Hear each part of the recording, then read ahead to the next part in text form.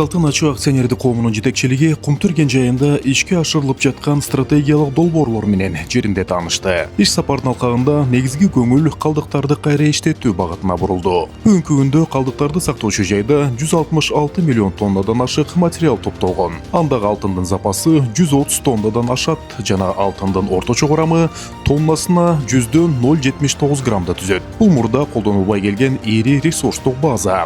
Акыркы жылдары жүргүзүлгөн эл аралык металлургиялык изилдөөлөр бул ресурсту кайра иштетүү техникалык жана экономикалык жактан негиздүү экенин тастыктаган. Долбоорго ылайык жылына 12 миллион тонна калдыктарды кайра иштетүүчү ири комплекс курулат. Анын иштөө мөөнөтү 16 жылга чейин эсептелген. Албетте экологиялык фактор алдыңкы орунда турат. Долбоор боюнча бардык инженердик жана сейсмикалык изилдөөлөр аяктап, коомдук талкуулар өткөрүлүп, эл колдоого алган. Кумтөр компаниянын мүдүрлөр кеңешинин төрагасы Болотбек Идрисов белгилегендей, долбоордун башкы максаты өндүрүштү өнүктүрүү менен катар аймакты калыбына келтирип, келечек муундарга коопсуз чөйрө калтыруу болуп эсептелет.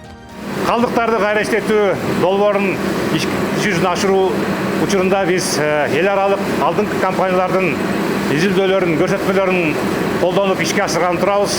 Мына өзүңөр көрүп тургандай, ошол көрсөткүчтөрдү, ошол параметрлерди тастыкташ үчүн биз жарым өнөр жай орнотмосун алып келип, азыр сынактарды жүргүзүп атабыз.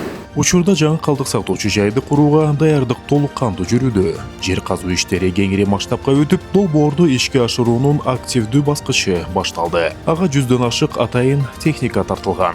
Ошондой эле суткасына 2,5 тоннага ылайыкталган жарым өнөр жайлык орнотмо ишке киргизилип, технологиялык параметрлер ген жайдын реалдуу шартында текшерилүүдө. Бул келечектеги ири өндүрүштүк комплекстин негизин түзгөн маанилүү этап. Жыйынтыгында Кумтөрдө ишке ашырылып жаткан бул долбоор ресурстарды натыйжалуу пайдалануу, экологиялык жоопкерчилик жана өлкөнүн узак мөөнөттүү экономикалык потенциалын чыңдоого багытталган стратегиялык чечим болуп эсептелет.